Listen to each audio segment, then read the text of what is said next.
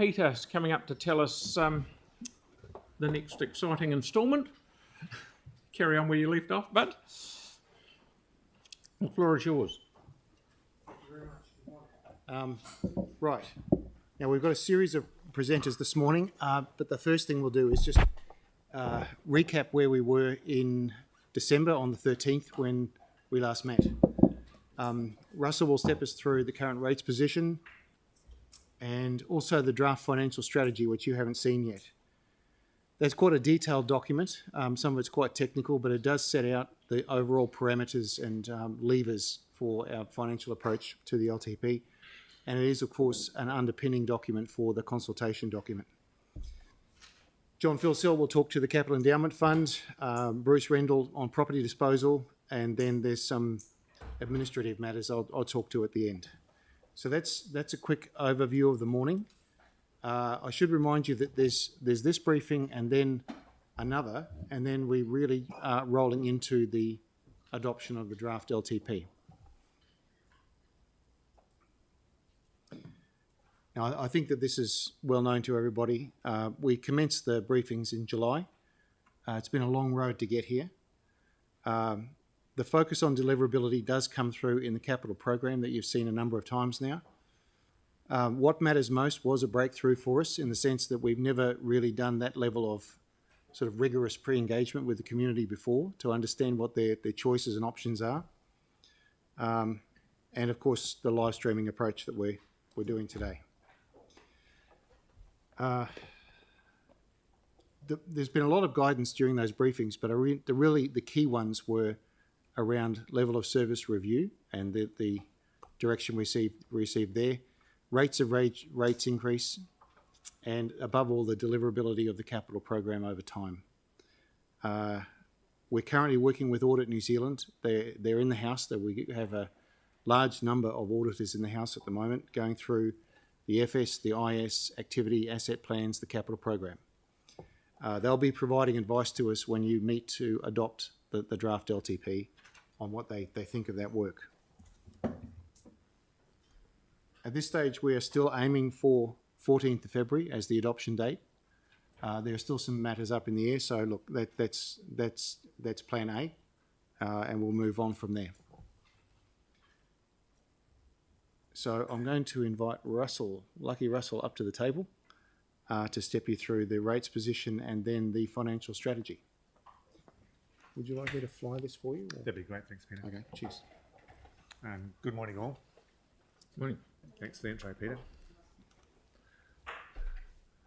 So this slide is the slide that was presented on the 13th of December, stepping out where we got to in projected rates position, where it was sitting, the CEO recommendations, which were later discussed, what that would look like, and then how that would be split between the base and the Te Kaha impact on the rates. 2/3 of the way down, you see the CTHL dividend reduction. So that was a point of discussion when we met in December. That has been confirmed in that the dividend will be significantly reduced from CCHL for the plan. So that's has been signalled multiple times throughout the LTP discussions, but that's signalled particularly for the first year. That's an increase in rates, decreases over the following years, but that's an increase in rates, and the splitting is on the bottom between the 12.1 for the base and 2.7 from Te Kaha. So moving forward, where are we sitting? So we're sitting rates position without the increased dividend, sitting at 14.81. Of the CEO recommendations of the 2.1% I talked about just seconds ago, there were two items that we didn't discuss, which were held over to be considered, and they were relating to the Capital Endowment Fund. So they're sitting there, and in total they're about 1% rates movement. So what this slide is showing is if those aren't taken and there was a some movement within the capex as far as inflation and timing, then the bottom line there is currently where the rates were sitting as at that time. If you could call out the number that you're talking about, that would be helpful rather than bottom line, assuming. Okay, the bottom line Yep. is where it says rates position, 15.82 for year 1, 8.16 for year 2, 4.36 for year 3, and 3.62 for the 27-28 year. Okay. Yep. Since then, as of Friday, the capital schedule is it's a moving document as well, and there's just been some changes in the timing of a number of projects, and there's been a slight increase there, 0.04%. So this slide is the last one on rates that I'll be talking about today. That's where matters are currently sitting as we stand. But like I say, we still do have the Capital Endowment Fund matters to discuss, and there's other amendments to come through as well. But that's the summary position of where we're sitting today. So with a base of 13.2 for year 1, then dropping down to 7 and 3.8 following years, and Te Kaha 2.7% in year 1 of the LTP, and then dropping down 1.2 and 0.4 in the following years. Okay. Happy to take any questions before we move on to the strategy, if that's... Yeah, Councillor Templeton, please. Thanks so much for that, and Happy New Year. Thank you. Back. A couple of things. Firstly, the discrepancy between those figures that we had in December, the changes since December to the rates position and the capital program, and probably some OPEX too. Will we get some visibility over what those changes have been? So we're talking about the 0.4% on that last sheet. Is that what you're referring to? Yeah, the changes in the overall rates position from what we had in that December briefing, which was a 10.3 and a 5.2 for the following 2 years, and they're now much lower than that. Where are you, Sarah? So that was the 13, yeah. So Yes. but the ones that end up being the current position are different to that, and they're different in the financial strategy, in the draft. Yeah, the draft financial strategy is based on the 15.82 position. Yep, Yeah. that's correct. But then for the following 2 years, so just getting visibility of what those changes were in the capital program and those kind of things that you just talked about that have made the difference between those I understand what you're saying. percentages. Yeah. Yes, good as gold. Yeah, Okay. that would be good. Yep, for sure. And the other one is on Te Kaha. And I know at the end of last year we discussed the fact that, and in I think the 6th of December briefing, it was clear that the Te Kaha pull-out, 2.7 was CapEx only. But when we discussed it at the final briefing, we discussed making sure that the whole of the Te Kaha thing was pulled out, because that had been separately consulted on for the finances, and that it was 3.5 including the OPEX. So if we're just super clear about that, so that we're talking about the core base, the core rise in rates plus Te Kaha, that we're taking 3.5 off, not just a 2.7. Yes, you're quite correct. Yeah. Yeah, the 2.7 is the capital. As the capital only, Yes, so we need correct. to just add in the OPEX there, so that we're No. we're clear on that. Yeah, for sure. Yeah, Yeah, that's thanks. a good point. That's it. Okay, anyway, Councillor McDonald? Thank you. Two things. Do we have and you may be getting to it later, I just couldn't see it in the pack. Do we have a value of the amendments in terms of what that would do either way to rates? So I've put a heap in for savings. I know others have probably put other ones in. Have we got a quantum yet on what they look like? Not in total, no. So we've gone through from a rates impact on the amendments and looked at the individual items. So we haven't added all those up, but we could do, yeah. Be useful when at some stage. Sure. And just the other one, can you and it's only just so I'm clear on Sarah's point, which is more than I don't recall it, but it's fair enough. Can you just confirm the operational costs in next year? I mean, if what are they? 0.8% of rates, are they on top of the capital? Is that what we're saying? I'm just trying to understand. Yes, it's in that vicinity. Look, I'll confirm it and come back rather than try and do It would be good to come back with some detailed advice because that seems, for sure. considering it's not open. Yeah. Councillor Kewen? Yeah, just on the amendments, because I believe some people have put in more than one or two. If we could get a list of the savings ones, but also all the additional ones, and so we can kind of see the scale of, say, all the savings ones were taken and no additional ones went on, what that looks like versus no savings are made, like none of those get accepted and all the additional ones are added on, what that number looks like, because it could be quite scary. For sure. And through you, Mr. Mayor, it's a good comment. So we'll come back with some analysis on what that could. Luckily, retired people are getting a 15%. So increase in potentially, just to clarify, we'll come back with advice to the councillor around the amendments. The amendments will be formally debated on the day that the draft goes. And so that's your time that you as councillors can put forward your amendment and debate it. Just the reason for wanting a quantum, Mary, was that some councillors may wish to put their amendments off for a year or two once they see the quantum of, if they're all accepted, it could be, I mean, 15% is already an eye-watering number. So to then go out and, you know, want to upgrade your car that year, it's not always the smartest spending in the house. Okay, no more questions. I'll carry on. Sorry, Councillor Johansson. We're gonna. I'm just mindful of all the craft and transport stuff that's all sort of up in the air. Is that being incorporated into this, or are we waiting to get more reports? These numbers have been put together on what we know at the time. Okay.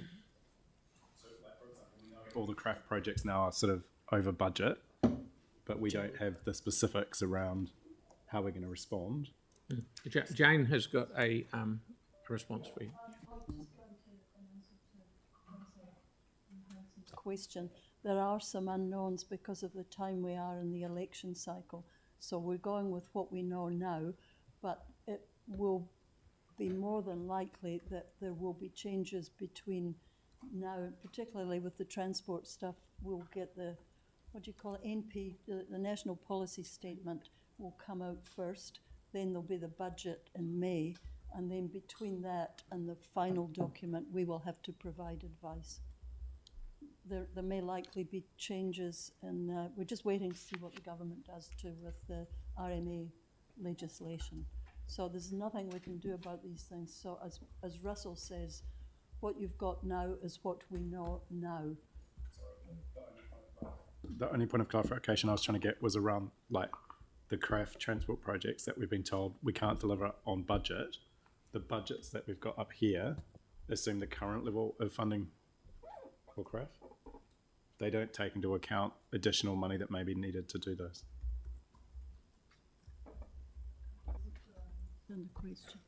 So we will review that before the draft and make sure that that's correct. We haven't got the full information about that yet. We know that Transport have signalled something, but we actually haven't seen the detail of it yet. Thank you. Right, no more question. We'll, Russell, carry on, please. Okay, so I think just going back to Councillor Templeton's question on the movement between, I guess, in the latter years, talking about the 10.94 and how that went down to the 8.19. That's the movement in the impact of the movement in the dividend movement from CCHL. So you can see that there's a line there on that first sheet where it's got CCHL dividend, where we're moving to the enhanced status quo option, 3.54 increase in rates in year one, and then a decrease of 2.75 in year two, a decrease of 0.87 in year three, and 1.46. So that's the difference between the numbers coming through. Okay, so I should have thought of that earlier. Okay. Right, financial sheet. Cool. Thanks very much, Mr. Mayor. So let's invite Neil Cobb to the table. Neil's the acting head of finance. While I'm slightly wrong. So Neil's been front and centre in helping pull the financial strategy together. There's a number of aspects in here that we've already discussed and brought to council. But Neil will take us through the presentation. As Peter said, it's quite a detailed document, and in fact, the financial strategy comes together fairly much at the end of the process. It outlines how we're going to fund and our activities and plans and projects, and what that does to a number of aspects that can't really be finalised until all the budgets are finalised. Neil will cover that as well. So, over to you, Neil. Thanks, Russell. Good morning. Yes, just to maybe proceed on that, if we refer to that third last bullet, it is just to stretch the fact that it is a live document. So any changes coming from your amendments to the capital program or the IS will influence the LTP financial model and subsequently the financial strategy. So it is a living document. So the purpose of the financial strategy is to provide a prudent and cost-effective approach to funding these assets, facilities and services that we do provide, and the tools we use to achieve those outcomes. It is required by the LGA, and there are specific requirements from the LGA as well as to what we need to get out of that financial strategy, what visibility, what's the plan, etc. It's also part of the Council's LTP letter of expectation to provide this financial strategy, and it is subject to audit. We have elected this year to proceed in getting it audited as the councils were given a choice. We just a part of the assurance process. It's also been reviewed by all of the ELT and the heads of service. I'm going to go into a couple of the key metrics in the detailed financial strategy. So the first one refers to the debt headroom. This is the amount that council can borrow before reaching its debt limit. And the debt limit is what we require to have the ability to borrow in response to a natural disaster event. So as you can see on that graph, we are well above the minimum of 650 million set for this LTP period. So just on that, it had been 400 million in the previous year, but doing the analysis and looking at what the minimum would be required should an event hit, we're proposing to increase that to 600 million, as Neil said. But as you can see, so that's the red line going through on the bottom, but our capacity is significantly more than that. So we're well within. So. I'm just quickly going to jump a slide and come back to the average rate increase. So the treasury metrics, those two metrics that we can see there, the projected net interest to rates ratio as well as the net interest to revenue ratio, is two ratios that are both debt affordability indicators, and these limits are set by the LGFA. The LGFA is Council's biggest source of debt funding. So as you can see there, we are also well under the limit set by the LGFA, with the net interest to rates ratio just over 10% with regards to the limit of 30%, and the net interest staying under 10% as well to the 20% limit. So if you go back to the average rates increase, as Russell mentioned earlier, currently we're proposing a rates increase of 15.86% for the 24-25 period, and we're estimating this will decrease to 0.88% over the 10-year LTP period. As mentioned, as the capital program and the IS change, these figures could change as well.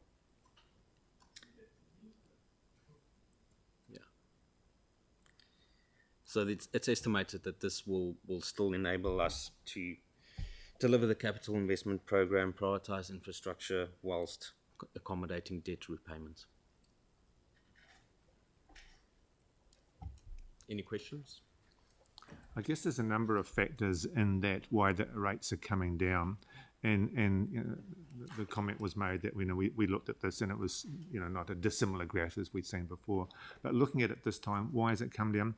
Because two main reasons. One is the the cost of Te Kaha is gathered in the rates, so we're not increasing it further by then, and also the CCHL dividend has been a decrease in year one, but then that picks up and increases over the following years. So that's why that.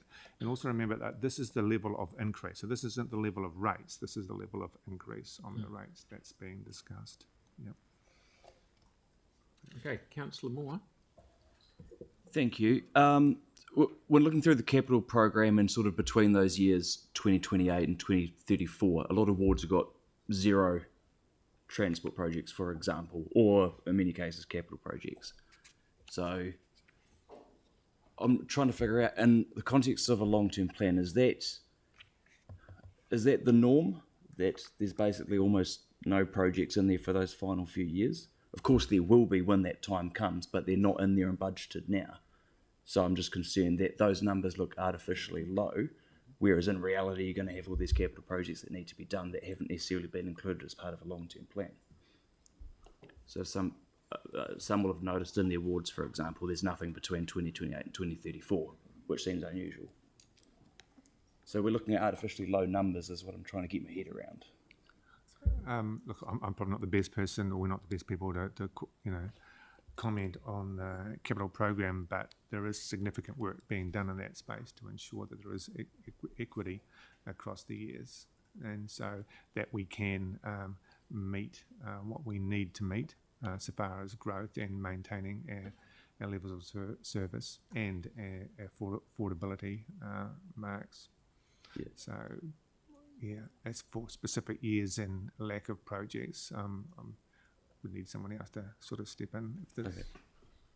Yeah, because I'm talking about half the years of long-term plan. Like in terms of growth, 3,500 homes to go in halls when there's no transport projects between 2028 and 2034, which of course there will be, but we're not budgeting for them at this point in time. So how do we look at that and think it's when you get that far out in the annual plan, it's very difficult to peg which projects on a ward view are going to be actually delivered in any particular year, and that funding is provided at a program level, citywide level.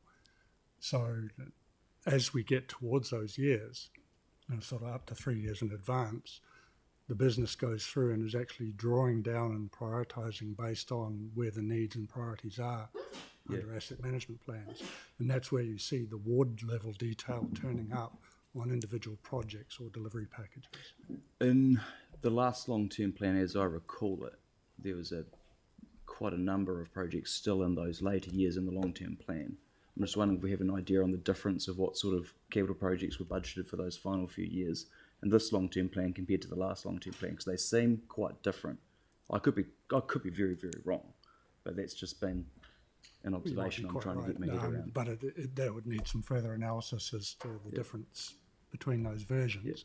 But as a general approach, those outer years are budgeted at a higher level based on the asset projections for the most part, and growth as well. And then you've only got a handful of specific projects that are visible in those outer years. But you'll see the level of funding is actually quite similar in those outer years in total. Okay. Yeah. Gotcha. If I could Thank you. just add a comment, it may be that we can revisit some of this question, Councillor Moore, next week when you see the infrastructure strategy. That gives you more of a sense as to where the investment is going to lie over the next 30 years. So can we pick it up then? Gotcha. Nice one. Thank you. Okay, Councillor Cotter, please. It'll be you. Just wondering, looking at basically from 2028 on, we're potentially aiming for a rate increase below inflation. If you're looking at inflation maybe heading down towards 3%, do we have a policy about whether we set an increase at least above inflation every year? And do you think it's prudent that we should set an increase below inflation? And are you the right person to answer that question to? I'm quite happy to park that if you want to, but just noting it really, it's a bit of a concern. Through you, Mr. Mayor. No, we shouldn't be budgeting lower than inflation. I'll have a look at that. But we do take into account the cost to council across the years and what that's likely to be. Going that far out, it is difficult to assess at this point what that will be. Yeah, and the mix, I guess, inflation on the different aspects of the program. Yeah. Okay. Well, good. Councillor Kewen, please. Yeah, so on your modelling on borrowing and stuff like that, it's obviously all at today's dollars and not inflation adjusted, because in 30 years time, $1 million isn't going to get you much more than a metre of pipe type thing. So why does that A not change, and then B, when interest rate changes on the other one, does the amount you can pay back, does that not become an issue? Like to just have broad numbers where you go, you're allowed to borrow up to that, but you might have borrowed $100 million, but if the interest rate's doubled, your payback capacity's changed considerably, yet that model doesn't change. Why is that? It's a factor, like the affordability is a factor on the rates revenue. So if the costs are going up, then the rates go up to fund that. So therefore, that's a percentage of how that has come. So it's not going, one's not going to go up in isolation to the other. If they're going to move, they're going to move together. This is saying is they're pretty much sticking together. As rates go up, then the costs go up. So it's not going up in a greater proportion. Yeah. So probably another way to ask it is, let's say interest rates went horrendous like they did once in the 80s, where they went, the mortgage was 20-something%. If we're borrowing at 20%, are we still allowed to just keep borrowing? Or is there no rules on that? Through you, Mr. Mayor, again, because rates would have to go up horrendously to pay for it. Exactly, and so like this is looking at what we know now, and we're not factoring in 20% increases or anything of that nature. It's what we know now, what the expectation is now, looking forward, and how that will be funded. And no, what we're not saying is go out and borrow because we've got heaps of capacity. We're not saying that at all. We're saying where we're currently sitting, then we are within the covenant matrix that we have. Generally, we follow the LGFA because it's mainly where we borrow our funds. The Act doesn't specify any limits or anything that we have to have, but best practice is, and so that's what we're following. What we're saying here is at the moment, as we're sitting, we are within those covenants. And I think you answered it in the first one where you said we can just put rates up. Like in a household, if you've got a limited income for the year, you go to the bank and say, I want some more money. They say, no, because you can't pay it back. Whereas the council, our borrowers go, yeah, go for it, because you can just put rates up. Well, that's right. That's the funding mechanism. But I mean, that's a different discussion, isn't it? We can't just put them up. It's a discussion with the community as to it. Councillor Henstock, please. Thank you. Can you please bring up the slide on the average rates increase? Yeah, that one there. The issue I've got is around the confidence in those projections. I mean, it's pleasing to see that the increase is decreasing over the 10-year period. I picked up on an under-the-breath comment from my colleague, Councillor Kewen over there, that 10 years ago we also predicted that it would be decreasing like that. So if that is the case, what are we doing differently? And to give us confidence that these projections are correct, because if our ratepayers can see this and say, oh yeah, but that's what you told us 10 years ago and it hasn't eventuated. It's the issue that I'm really struggling with at the moment. So I'd like to understand, what confidence we've got and what we're doing differently. Okay, yeah. Through you, Mr. Mayor, that's a great question. How can they be going down to such an extent? So, as I said at the start when we presented the updated rates position on where it was and the decrease in the level of dividend from CCHL, looking at the latter years, that is increasing. So initial figures that we've got, we're still working through them, but the level of dividend that we're getting from CCHL is going up. So that's partly offsetting what the rates are going, looking at. Also, where we're looking at periods of much lower inflation, much lower interest rates. Now, as we know, that can change on a dime, as we've just seen not so long ago.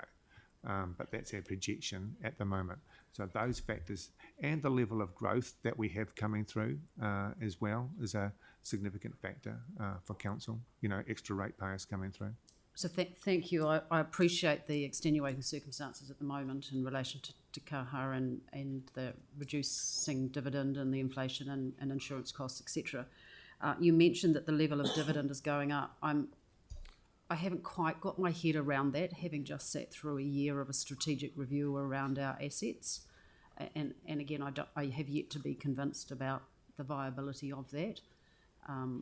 Maybe that's a conversation for later, but I don't have that same level of confidence having sat through that review at this moment.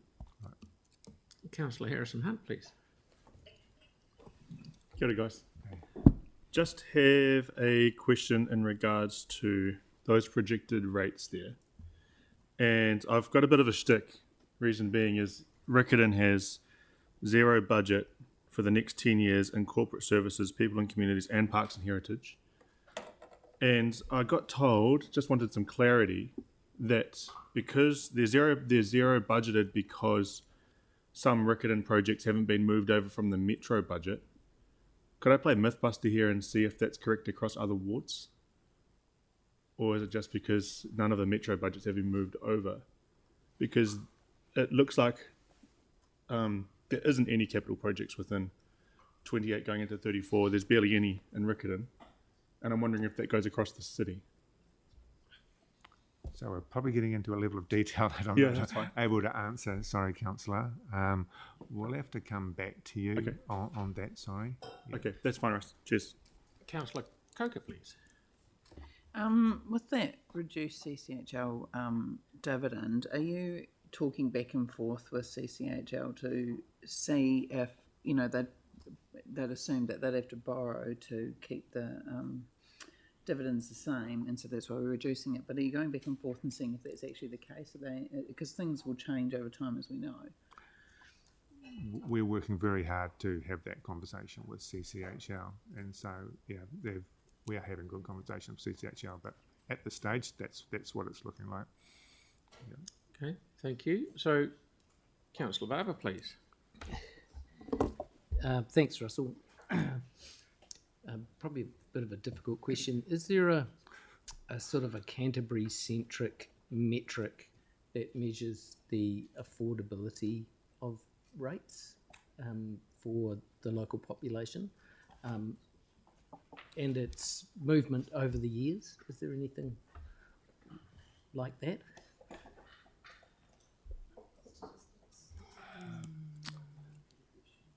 That's a good. I'm not. Through you, Mr. Mayor. I'm not aware of anything that's.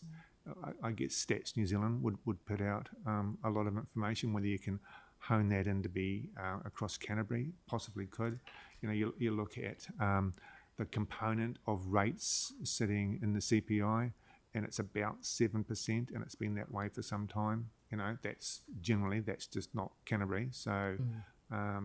That would say it's not increasing out of hand, but individual councils will see, rates moving at different spaces. So, and so far as I guess when we look at the couple of the slides that Neil put up just on the rates affordability, other councils will have those same metrics that they're reporting against. But I'm not aware of anything done sort of Canterbury wide.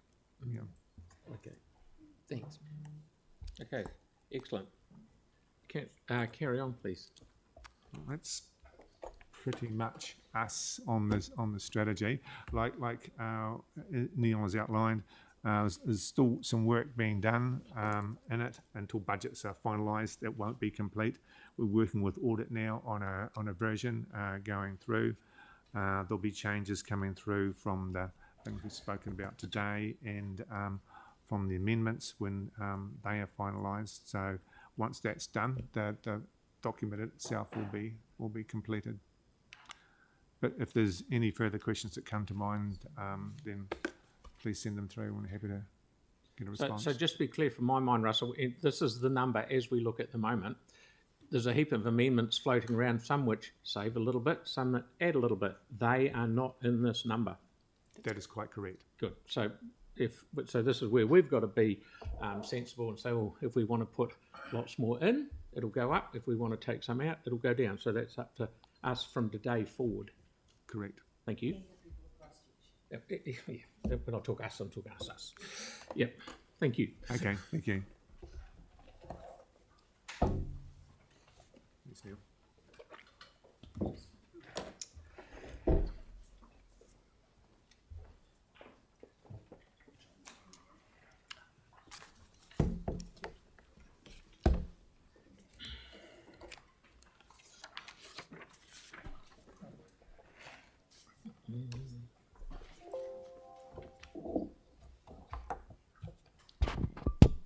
Greetings. Far away. Thank you all. Peter and I are here to talk about the Capital Endowment Fund and some contestable community funding considerations. I'll kick off with a little bit of background from the Capital Endowment Fund and then pass on to Peter, who'll do some more of the detail. As you probably know, in the year 2000, Orion New Zealand sold its North Island gas network. The council share was used for debt reduction and invested in the Capital Endowment Fund. As council, we make decisions on that, and we see the policy, and we know what sort of projects that it supports, from multicultural centres to rangers to the restoration of heritage buildings, numerous uses, the Pukeko centres, the Woolston brass bands, and so forth. I think we're quite familiar with that.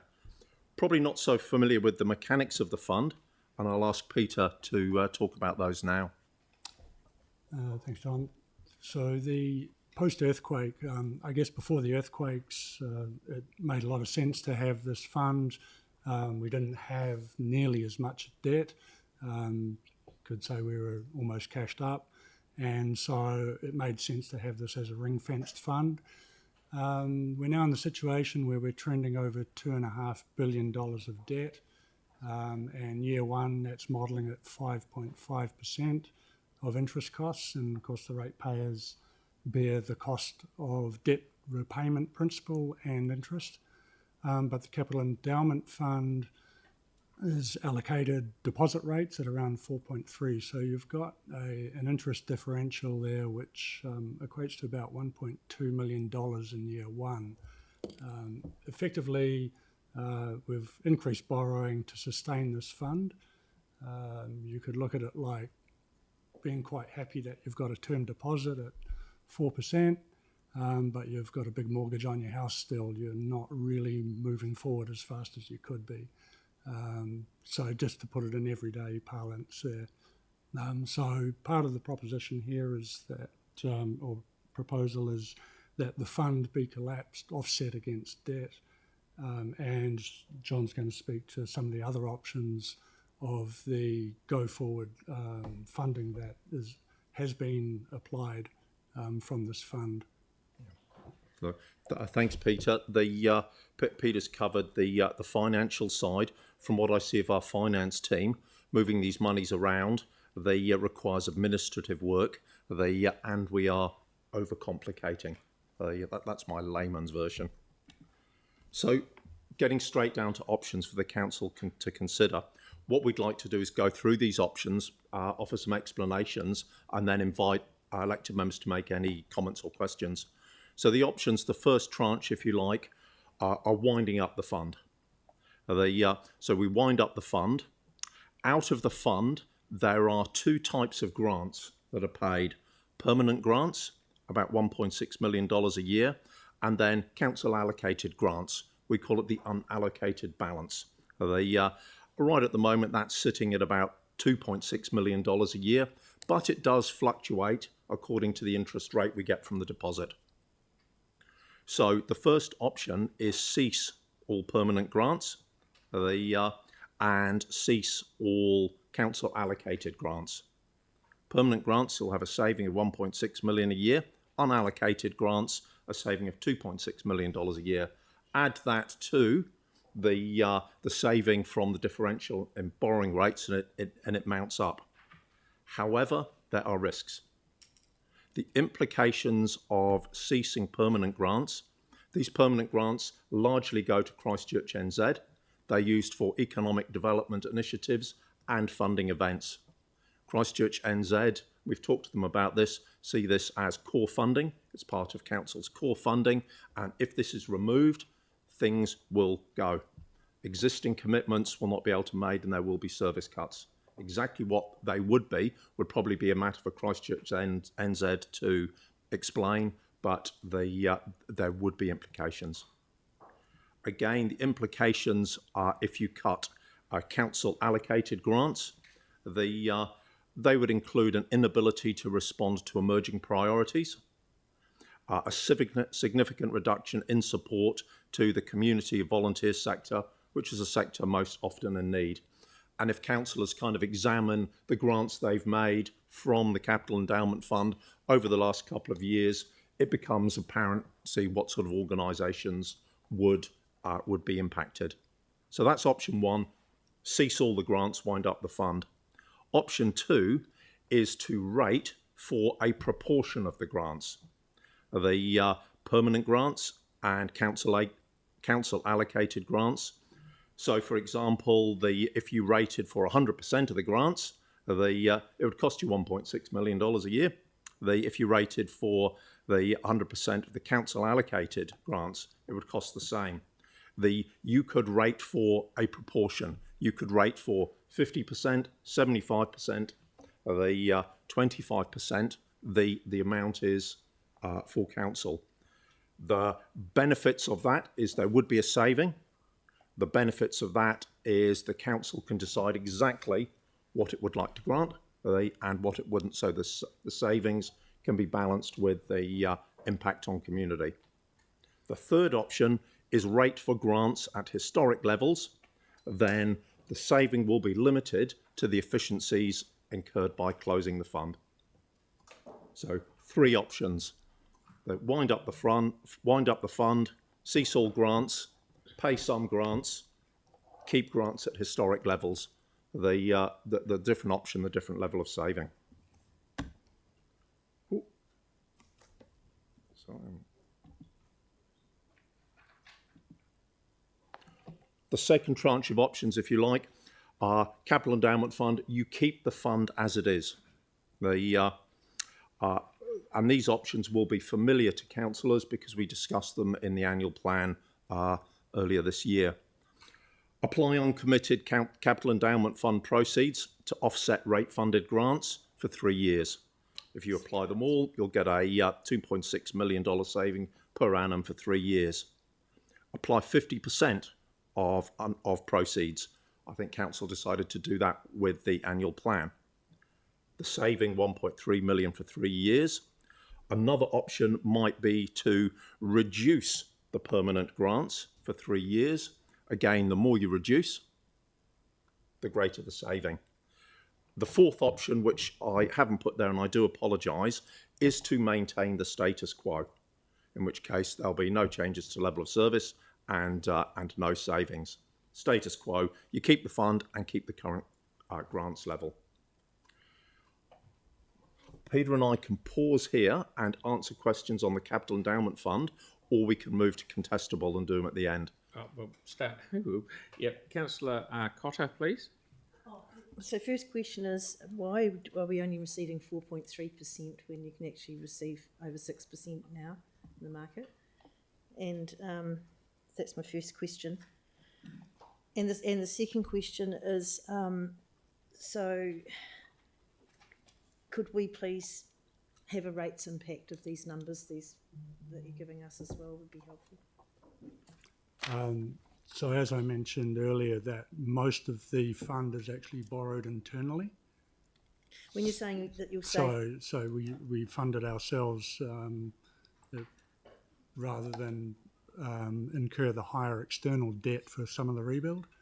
So the fund is actually around 75% of it, I think, is invested internally. So it's really... So we're actually saving what by borrowing from the CEF at 4.3, I guess the thing to we're appreciate saving is ourselves an interest cost there of 1.2 as well, aren't we? we're borrowing at a higher rate than we're allocating to the capital endowment fund, and then we use that interest that's allocated to the capital endowment fund for these allocations. So it's actually costing us 5.5% in the next year Is the fund to there? provide 4.3% to the fund to have non-rates funded allocations. So it's not there at all, the capital endowment money? It's not a separate pot of gold. It's It internal was. borrowing. It was, but that was pre-quake. Yeah. There's a lot of difference in the subsequent 13 years. Right. And Pauline, we can supply rates calculations. I guess we work on the, was it 6.5 million per 1%? The Yeah. earlier tables that showed those two lines around, I think it was 0.77 for the capital endowment fund and 0.1 something for the contestable fund recommendations, but whatever you decide will be a range between 0 and that. Yes. So That'd be yeah, quite- so any individual options we can get a more granular calculation. Yes. Okay. Councillor McLaren, please. So the long and short of it is we're 1.2 million better off annually, regardless of what we do. If we do nothing and maintain this, the council allocated and the permanent granted. Is that correct? Yep. Yeah. My question is, if we go back a slide, rate grants at historic levels, if we were of a mind to bank the 1.2, continue doing what we always do, is there any way to entrench that idea, or are we not leaving ourselves at risk of, if we collapse the capital endowment fund, we're now subject to grant decisions being changed essentially on an annual basis, and the composition of council can change obviously as well? Councillor, I think that's a question that we'd like to get back to you about, because it may involve rules about quorums and majorities and things. We're just not able to answer that right at the moment. Okay, you can see my concern, which is I want the 1.2, but I don't want to do something that makes it easy to cut community funding over the long term. I'd like to say something, but I'm not sure. So I think out of respect, we need to get back to you. Oh, thank you. Councillor Templeton.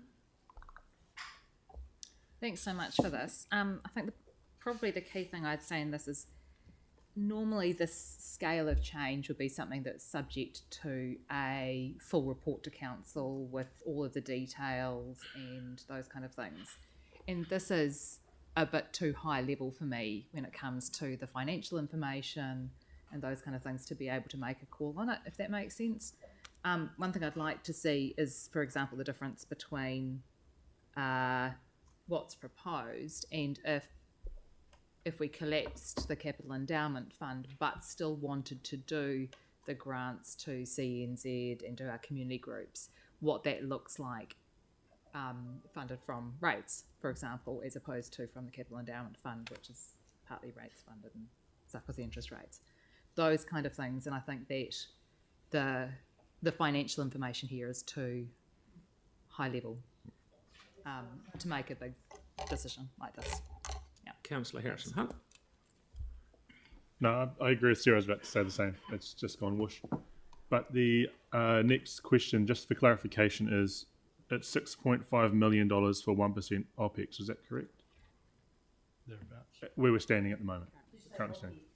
6 point. Yeah, OPEX. Just a little bit. This is not a decision-making meeting. This is just to give guidance to the chaps at the end. So carry on. Sorry, carry on, Tom. Yeah, no, I think just for feedback, I think a deeper look into this would be really beneficial, and I really appreciate you coming to us with this. Thanks. Yeah. Councillor Coker. Done? Happy? Councillor Johansson. Yeah, I guess I was quite interested in just understanding when the fund was set up, there was percentages and there was percentages of where the money should go. And I'm just wondering if we're going to get an understanding of what's actually happened in terms of meeting those objectives. That's a question that's not conceived or covered by this. If that's a request of the council, we need a separate report. I mean, I think what was interesting when it was set up, when we did consult the community over how we should spend the money, most people wanted to go into civic and community, but council decided to give most to economic. So over the time, I'd be quite interested in understanding if the fund is primarily being used for the economic and ongoing operational costs for Christchurch and Z or their predecessor versus actually going into community projects. The other thing that I'd be quite keen to understand is with our own strengthening communities funding, there's quite a few limitations on people being able to access capital for like building, for example. So if we were to get rid of it, does that then mean that we need to consider other policy changes so that if we wanted to support, I don't know, the bridge in South Brighton or the Wolfston Brass Band or whatever, that there was an ability for us to support those those sorts of requests. Thank you, John. Hearing the tenor of the observations and questions, I think Peter and I would like to emphasise, if you like, there's two parts to this presentation. One, the inherent efficiency of getting rid of the borrowing mechanism that is the Capital Endowment Fund. Two, how the proceeds are allocated. They can be separate decisions in that the Capital Endowment Fund can be wound up and that borrowing mechanism can be ended, and the council can continue funding everything previously covered by the Capital Endowment Fund through rates at no change to eligibility, levels of service. It's just a slightly more efficient way of doing that. We are looking at the mechanics of the fund and what council may choose to fund, so they can be different questions. So Different I'll put questions. too fine a point on it. It's going to save you a lot of admin for lending out money you haven't got to people who will never pay interest. It's an absolute nightmare as far as admin goes. But if we decide to rate for these contestable or these funds that the CF goes to, we can still do that. Yes. Yeah. Okay. That we could remove the borrowing mechanism but not wind up the fund, which is the option that I would support. But the fund's got nothing in it, has it, John? Well, it is, but it's supported by council's debt. That So it's got nothing in it. we repay. Yeah, so out of the 75, if I went to look at the account for CEF, what's it got? I know you're borrowing it. What are you? Currently, it's got 104 million, so 75 was the initial allocation from the proceeds from Orion. Mm-hmm. So the current balance, which is reported in every annual plan and annual report, is 104 million of base. The interest allocation covers these items, so about 4 and change. So the interest that's allocated to it, 4.3% on 100 million. And so it's just a bit of a financial roundabout, it's a lot, reflecting the internal borrowing. So it's all it's the majority of it's internal. There is some deposit, external deposit. There's a lot simpler, tidier way of doing it than what we're doing at the moment to still end up with the same result. It's the decision making as to what you support. What I don't get though is if we're borrowing off ourselves, if we didn't do that, we would save the 1.2. So it's not like the point I'm missing is like, you know, in the old days when interest rates were relatively low, it made sense. Now it doesn't make sense because of what's happened with high interest rates. But I don't understand why that links to getting rid of the fund and not just borrowing like we normally would. Okay. Well, it was more in terms of, as mentioned, pre-quake, we're in a very healthy financial position and our debt was way lower. I haven't got the absolute values, it was a while ago now. So it made some sense that it was a separate fund. Normally when you're allocating these special purpose funds, is you actually have funds to do that out of. When you're borrowing to support that, it's not as efficient financially. So just for me, way back in the day when I wasn't here, the money, whatever it was put in a bank account, and we only ever spent the interest.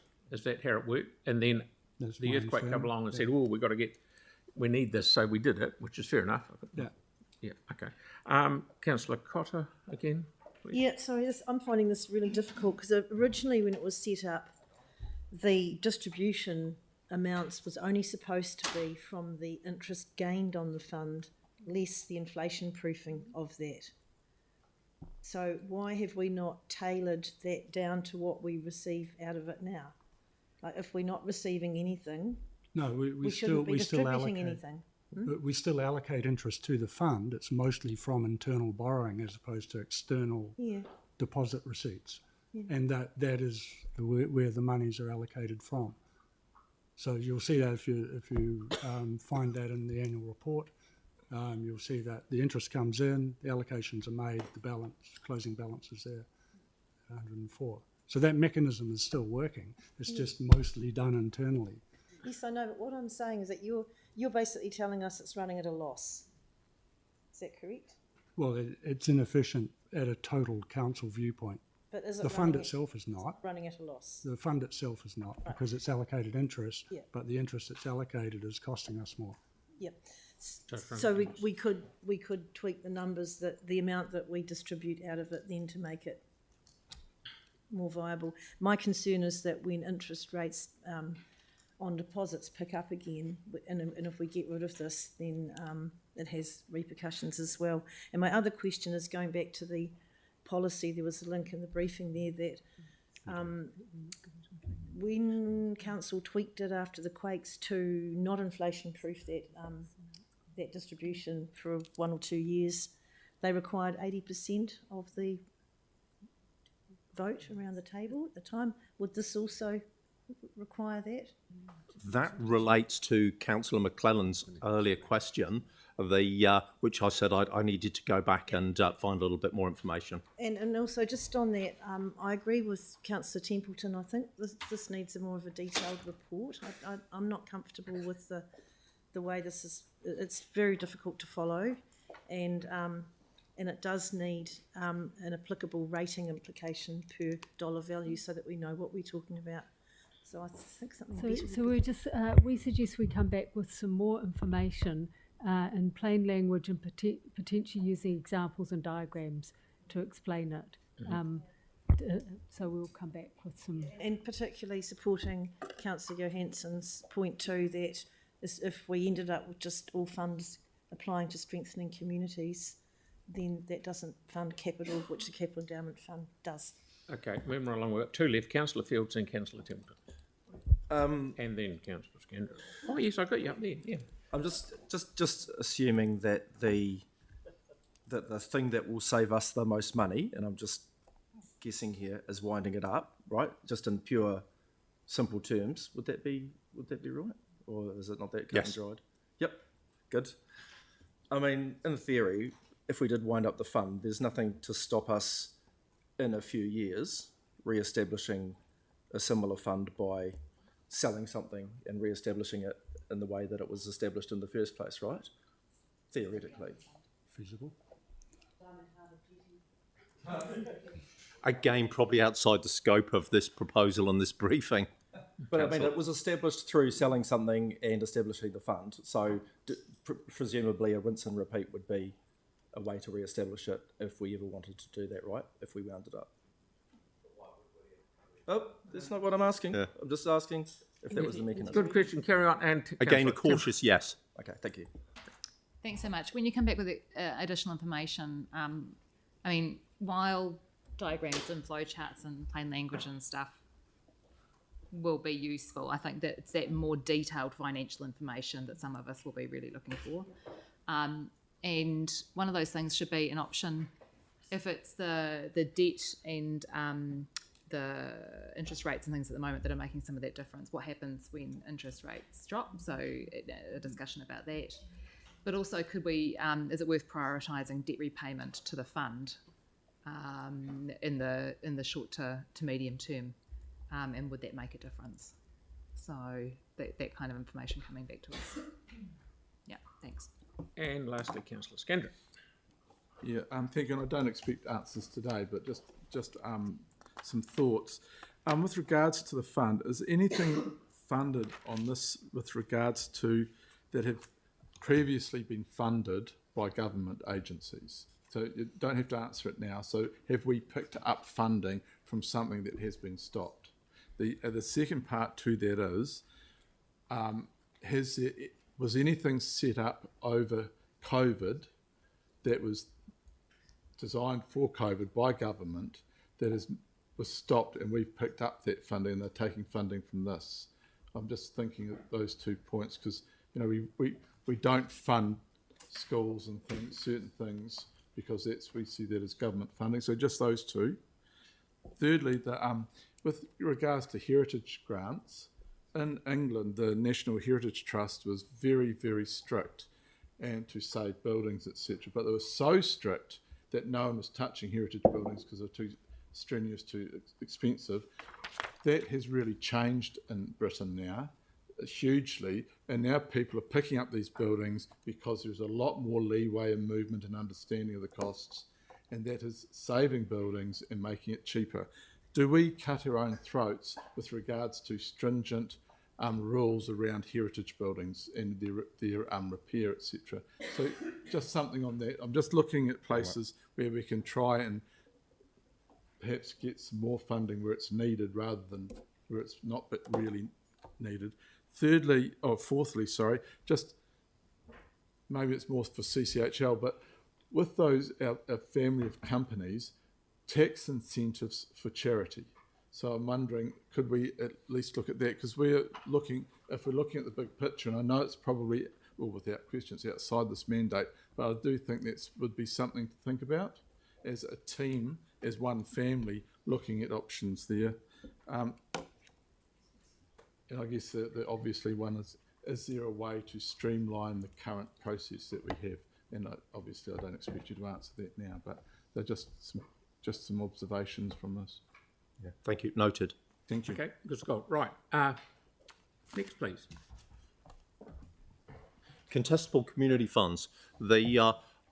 We handed out a little information sheet earlier on. Really nothing in there that's not captured in this presentation. We just didn't want to make the PowerPoint too long, but you could also maybe have a look at the sums concerned while we're discussing the issue. So contestable community funds, there is a proposal to cut or make savings off or from some of these funds. Just to, as a way of introduction, contestable community funding, we do it because it's very transparent, it's in the open, it's elected member decided, it's efficient because it targets current initiatives very precisely for defined outcomes, and it's versatile. We'll look at the range, number, scope of what's funded from time to time.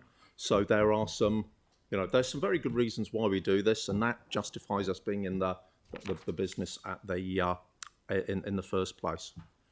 The funds that we're here to talk about are based on Council's previous feedback: city placemaking, biodiversity, sustainability, noting that this fund concludes next year's the last year, heritage, note that Council have already made decisions reducing the value of that fund, and accessibility seed funding. In the handout, there's a brief Excel spreadsheet which advises councillors what's in the funds over the years on the annual plan of the LTP. Also on this slide, but through the discussion, councillors might want to refer to the handout. So there's some options for savings. Potential maximum saving is obviously closing all the funds. All those funds that we've referred to, and because of the different provisions in different years, the maximum saving will change. Conversely, there's the status quo, maintain the funds as is. They're all slightly inflation proofed. Again, no saving. Now, there's some joy in between, depending on where councillors may want to go or not. And I guess some work staff have been doing. Staff believe there are alternatives for closing the placemaking fund, saving $342,000 per annum. That there's some alternatives in ending the sustainability fund, which has one more year to run. The principal alternatives are directing applicants to strengthening communities, which council has decided, indicated to date, not to lower, to keep and to inflation proof. Accessibility, there's $100,000 per year in seed funding. Alternatives exist, primarily including accessibility as it should be in the design and construction of our capital projects. So, for example, the South Library project, South Library and Service Centre, accessibility, major consideration. We don't envisage using anything from this fund to support that project. Biodiversity, staff do not recommend closing it for a number of reasons. You're halfway on the journey to weed control, you stop it now, the weeds grow back. Heritage, that's what we were told by the parks guys, and we believe them. You have to reach a crucial time, a crucial point when you can control your weeds, but we're not there. Same with possums and stoats and feral cats and everything else. Anyway, the heritage, as you see, a significant cut has already been made by council, so staff think probably should leave that one alone. So there's the option of cutting some funds. The other option council may wish to consider is reducing the funds. A 50% saving, results in $735,000 in 24-25, 601 25-26. Council could reduce selected funds. Council could reduce or cut for a set duration, maybe the next 2 years, to cover peak rates. So there are some levers that council can pull. As you see in the attached spreadsheet, there is a heritage incentive fund. The council made a significant cut on that in the last LTP. The heritage team, believe there is a case to possibly increase that, either by redirecting some savings, or by increasing the flexibility of other heritage funds to allow the heritage incentive fund, which essentially covers buildings, to be reinstated. Lastly, I guess there's a couple of high-level, broad-brush options that the team have come up with. Close the capital endowment fund, the mechanism, and rates fund 50% of the historic grants for 2 years, and then review. The saving on that is $3.3 million a year, $1.2 million from your borrowing mechanism, and $2.1 million from the saving in grants, 2 years. There are implications. The concerns that councillors have discussed this morning, service cuts, inability to respond to emerging priorities, and a reduction in support to the community and the volunteer sector. So nothing comes without a price. Additionally, close the city placemaking, sustainability and accessibility funds, and focus heritage funding on listed buildings and a heritage festival. The saving is $822,000 per annum next year, and $442,000 onward. The differential is because the sustainability fund is due to end next year anyway, so you can't save what isn't there. And again, there are implications. Greater reliance on other contestable funding, such as the Strengthening Communities Fund. Reduction in funding equals drop in service. So I guess those are really elected member questions. There are a whole range of options. We've described some of them, some of the parameters, and we are happy to take any direction from council that council feel necessary to give. Councillor Harrison-Hunt, please. Kia ora, John. Just a quick question around the staff recs. And can we just quickly go, just for clarity, one by one in each one, and which ones you recommend to hold and which ones you recommend to move on? Yeah. So you've got placemaking? Yeah. Is that looking to be cut? Staff rec? Our, for want of a better word, recommendation is to close that fund. Okay. Yeah. Because Biodiversity? alternatives exist. Okay. And biodiversity? Biodiversity, do not close that fund, maintain it. Okay. Sustainability? It has 1 year to run, close it now. Okay. Heritage is a trim down, right? Heritage, Will you the leave it as recommendation is to maintain council's trimmed down version, but within the heritage pool, it's 2 or 3 little funds, allow those funds to be used for the preservation of buildings rather than intangible heritage items. Got you. And accessibility to be cut? To be cut because we feel the onus should be on the building projects to include accessibility, not as a secondary consideration from a fund. Makes complete sense. So then out of these funds, which ones are at capacity? Which ones have been met to the nearly the last dollar? Every year we carry forward a very small percentage of our funding, so they're used. Okay. Every single one of them? Yeah. Yeah. Okay. We also, a number of projects will be committed to in 1 year, but when you're dealing with third parties, they may not complete the whole project in a financial year, so there's some carry forwards through just a general project cycle. But as a rule, council's funding is well utilised. There's very little left. Any that is left is automatically carried forward to the next year and usually spent quite quickly. Okay. And just some clarity on one of the funds. I just want to know a bit more about the placemaking one. Yep. In the handout, there's some really interesting projects in here. Yep. But can you sort of, it's a good description, but can you sort of define exactly what that's about? More than the description here, I think you'd need a separate briefing, or we can supply some information. Sure. Because you've got Rongoa Māori Trust, they've got some mahinga kai stuff, and then you've got a community garden, but then you move into a public wall display with interactive poetry. Oh, I see what you mean. So you see how it's sort of contrasting? It is. But it's really, really awesome. It is very broad. It is intentionally wide, so the council or decision makers are not limited in scope on how they think. The applicants are not limited.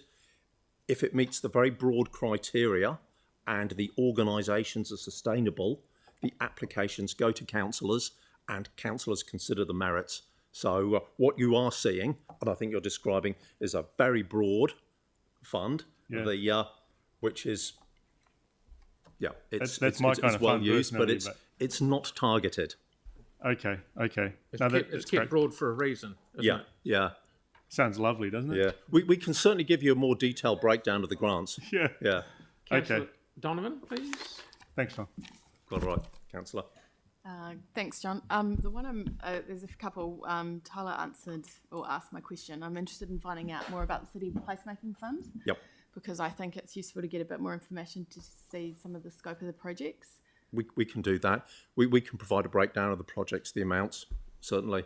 Very useful. Especially those that might be in train at the moment. I know that Life in Vacant Spaces has got some things that are underway, which link into some other projects with the urban regeneration work in terms of some of the areas. The other one is around the Biodiversity Fund. I see that there is an increase, but I'm just wondering what that's based on. What does that look like in practice? So, for example, if we are looking at responding to the climate emergency by looking at putting more resources into in a strategy around, the ecological response, what do we need to be doing to make sure we're not going backwards? And I'm aware with the National Policy Statement on Indigenous biodiversity that perhaps we haven't quite sort of caught up with some of the requirements under that. So I just want to make sure that the fund is going to be fit for purpose for the future. Again, we will have to come back to you on that.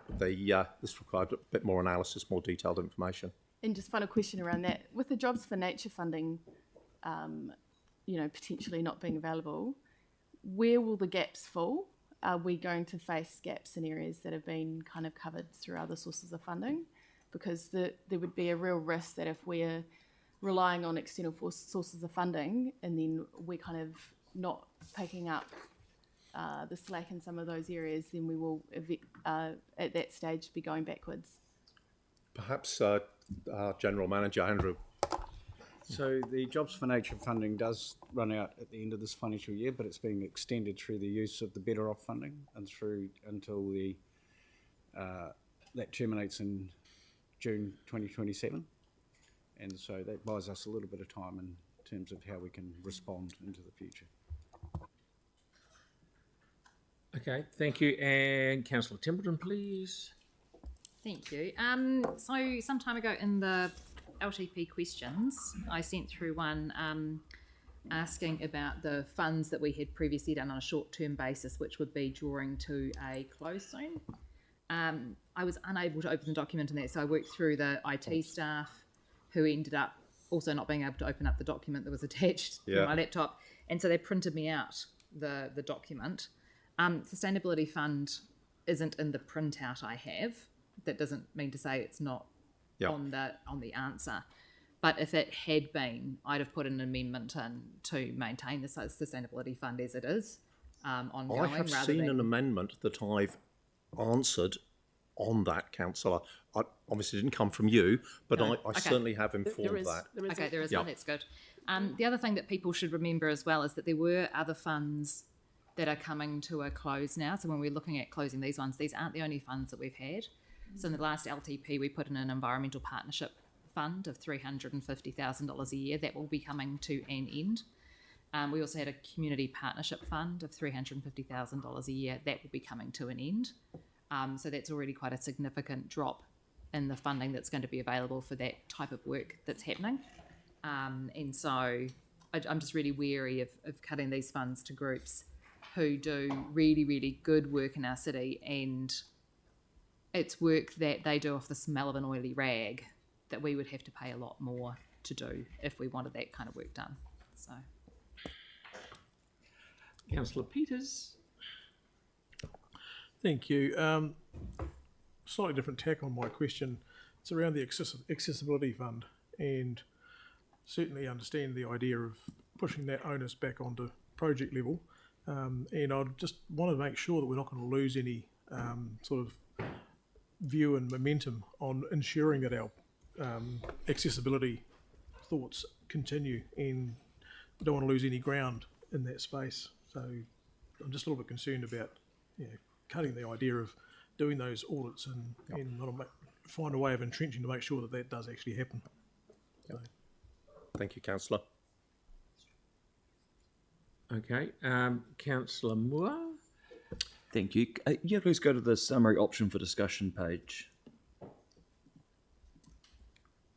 The second one down, so saving 822. So those combined, assuming the part about heritage funding refers to dropping from 547k a year to 209, they add up to 1.16 million.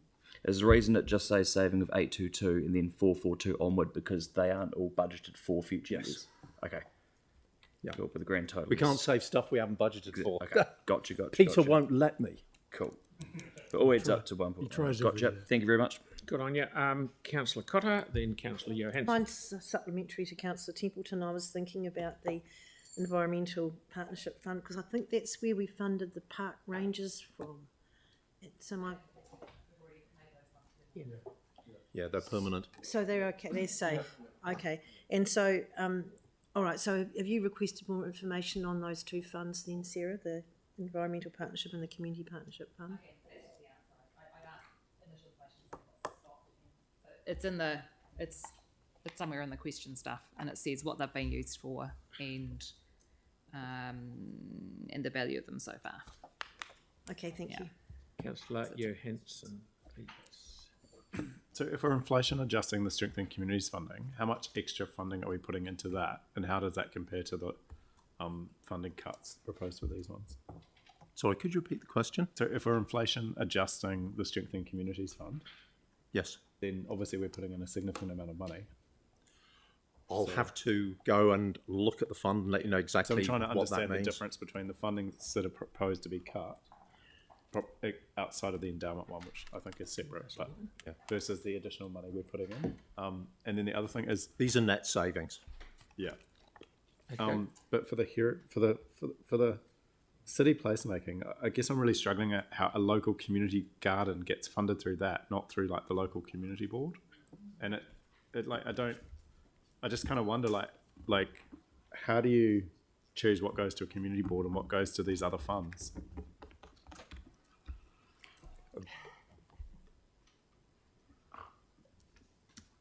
The city placemaking is intentionally very, very broad.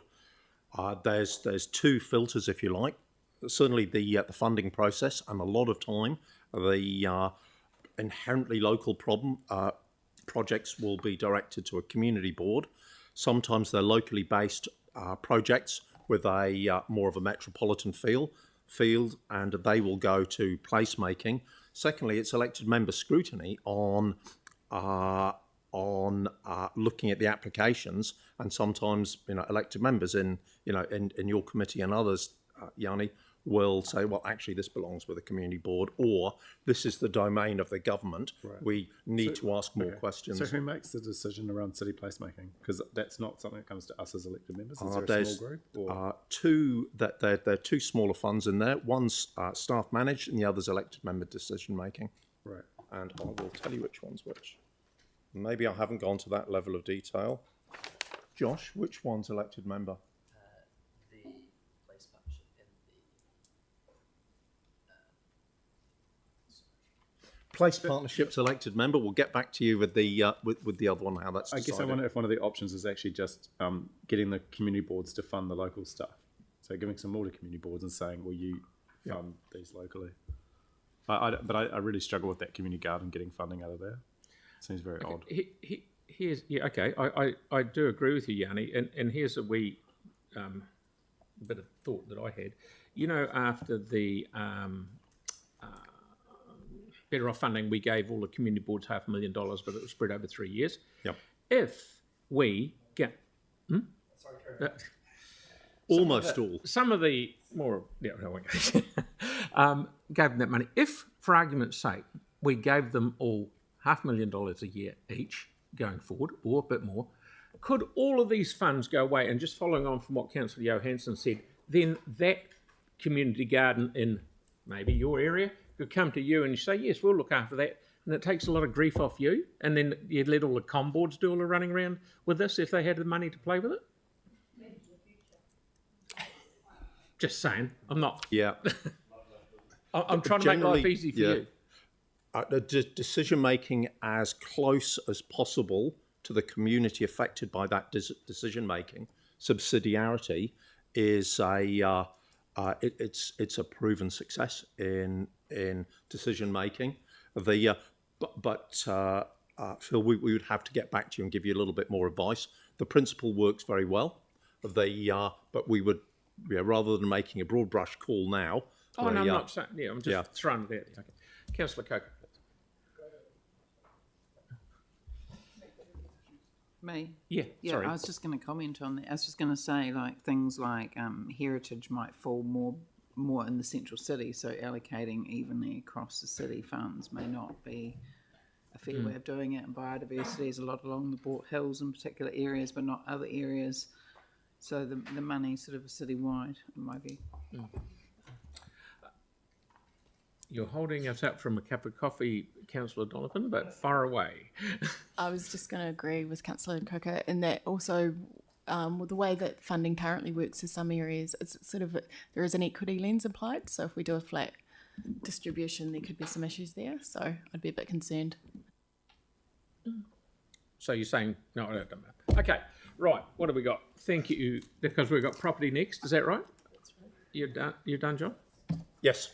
So what say we say 11:15 back here, please, everybody. Thank you.